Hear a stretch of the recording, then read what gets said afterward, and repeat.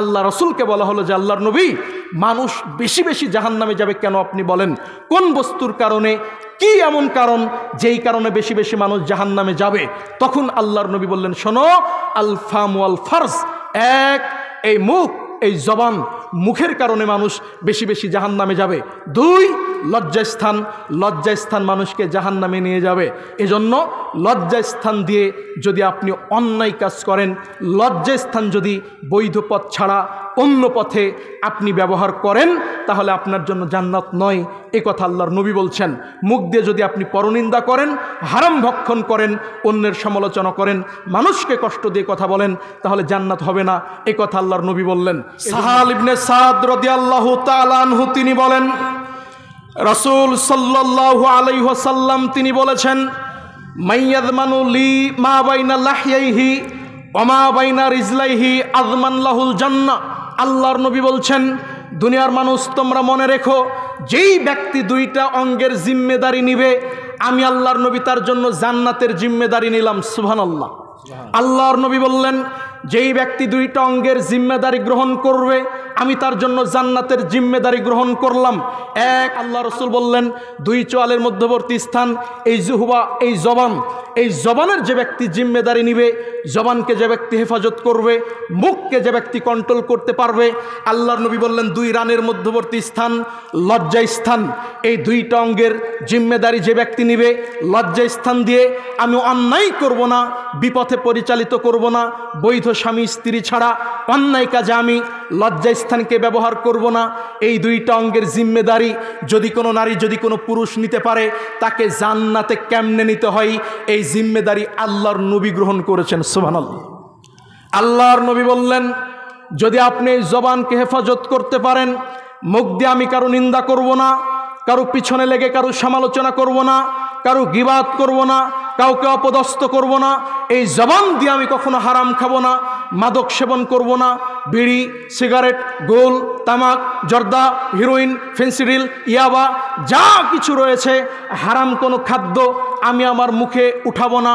এই অঙ্গীকার যদি কোনো মুসলিম করতে পারে, আর যদি বলতে পারে আমার লজ্জাস্থান আমার স্বামী ছাড়া, স্ত্রী ছাড়া কাউকে ব্যবহার করতে দিব না, এই দুইটা অঙ্গের জিম্মেদারি নিলে তার জন্য আল্লাহর নবী জান্নাতের জিম্মেদারি নিয়েছেন। তাকে কেমনে জান্নাতে নিয়ে যেতে হয়, এ দায়িত্ব আল্লাহর নবী নিজে গ্রহণ করেছেন। সুবহানাল্লাহ। আবু হুরায়রা রাদিয়াল্লাহু তাআলা আনহু তিনি বলেন, ক্বালা রাজুলুন, একজন লোক বলল, আন্না রাজুলুন, একজন লোক বলল আল্লাহর নবীকে, এসে আল্লাহর নবী, ইন্না ফুলানাতা তুযকারু মিন কাসরাতি সলাতিহা ওয়া সিয়ামিহা ওয়া সাদাকাতিহা। আল্লাহর নবী, একজন মহিলা আছে যে মহিলা সলাত আদায় করে অনেক বেশি। আল্লাহর নবী, একজন মহিলা আছে যেই মহিলা সিয়াম পালন করে অনেক বেশি। আল্লাহর নবী, একজন মহিলা দান করে অনেক বেশি। সলাত আদায়ের মাধ্যমে, সিয়াম পালন করার মাধ্যমে, দান করার মাধ্যমে ওই নারী প্রসিদ্ধি অর্জন করেছে। অমুক গ্রামে একটা মহিলা আছে যেই মহিলার মুখের জবান খারাপ, তবে সলাত আদায় করে বেশি, দান করে বেশি, সিয়াম পালন করে বেশি। গায়রা আন্নাহা তুজি জিরানাহা বিলিসানিহা। আল্লাহর নবী, ওই মহিলার মুখের জবান খারাপ, মুখের কথা খারাপ, কথাই কথাই অন্যের সমালোচনা করে, মানুষের সাথে ঝগড়া লেগে যায়, মহিলাদের সাথে ঝগড়ায় লিপ্ত হয়, কথাই কথাই অন্যের সমালোচনা করে, গিবাত করে, অপবাদ দিয়ে বসে, কথাই কথাই মানুষকে মুখের দ্বারা কষ্ট দিয়ে ফেলে। আল্লাহর নবী, এই মহিলার ব্যাপারে আপনি কি বলবেন? আল্লাহর নবী বললেন, হিয়া ফিন্নার, এই মহিলা জাহান্নামে যাবে। বলি নাউজুবিল্লাহ। ওই মহিলা সালাত আদায় করে অনেক বেশি, সিয়াম পালন করে অনেক বেশি, দান করে অনেক বেশি। তার মানে সলাত আদায় জান্নাতে যাওয়ার অন্যতম মাধ্যম। ওই মহিলার সলাতও আছে, সিয়াম পালন জান্নাতে যাওয়ার মাধ্যম, তারও সিয়ামও রয়েছে, দান জান্নাতে যাওয়ার মাধ্যম, তার দানের নেকিও রয়েছে। তবে একটা জায়গায় সমস্যা কি, ওই মহিলা কথায় কথায় মানুষকে মুখ দিয়ে কষ্ট দেয়, জবান খারাপ, ঝগড়া করে, গালিগালাজ করে, লানত দেয়, মানুষকে কটু কথা বলে, মুখ দিয়ে মানুষের সাথে অন্যায় ব্যবহার করে। আল্লাহর নবী বললেন, এই মহিলার সলাত দিয়ে জান্নাত হবে না, দান দিয়ে জান্নাত হবে না, সিয়াম দিয়ে জান্নাত হবে না। কেন? তার মুখের জবান খারাপ। মুখের জবান যদি খারাপ হয়, মুখের ভাষা যদি খারাপ হয়, সালাদ দিয়ে জান্নাত হবে না, সিয়াম দিয়ে জান্নাত হবে না। এই কথা আল্লাহর নবী বললেন। রাসূল সাল্লাল্লাহু আলাইহি ওয়াসাল্লামকে বলা হলো, আল্লাহর নবী, ইন্না ফুলানাতা মিন কিল্লাতি সলাতিহা ও সিয়ামিহা ও সাদাকাতিহা।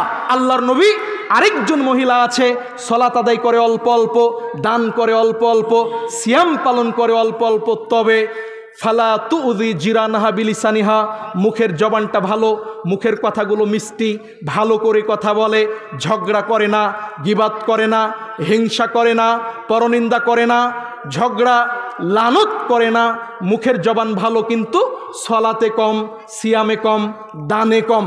আল্লাহর নবী বললেন, হিয়া ফিল জান্নাহ, এই মহিলা জান্নাতে যাবে। সুবহানাল্লাহ।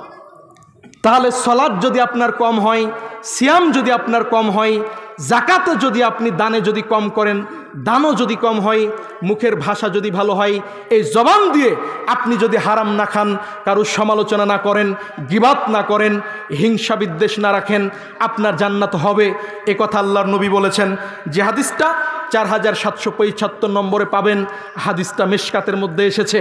অতএব মুখের জবান ভালো করতে হবে, যে কোনো মূল্যে অন্যের সমালোচনা থেকে দূরে থাকতে হবে, পরনিন্দা থেকে দূরে থাকতে হবে, মানুষকে জবান দিয়ে কষ্ট দেওয়া থেকে দূরে থাকতে হবে, না জেনে কোনো কথা বলা থেকে দূরে থাকতে হবে। আল্লাহ তৌফিক দান করুন, বলি আল্লাহুম্মা আমিন। এই জবানকে হেফাজত করলে জান্নাত হবে, এ কথা আল্লাহ রসুল বলছেন। আল্লাহ রসুলকে বলা হলো যে, আল্লাহর নবী, মানুষ বেশি বেশি জাহান্নামে যাবে কেন আপনি বলেন? কোন বস্তুর কারণে, কি এমন কারণ যেই কারণে বেশি বেশি মানুষ জাহান্নামে যাবে? তখন আল্লাহর নবী বললেন, শোনো, আল ফাম ওয়াল ফারজ, এক, এই মুখ, এই জবান, মুখের কারণে মানুষ বেশি বেশি জাহান্নামে যাবে। দুই, লজ্জাস্থান, লজ্জাস্থান মানুষকে জাহান্নামে নিয়ে যাবে।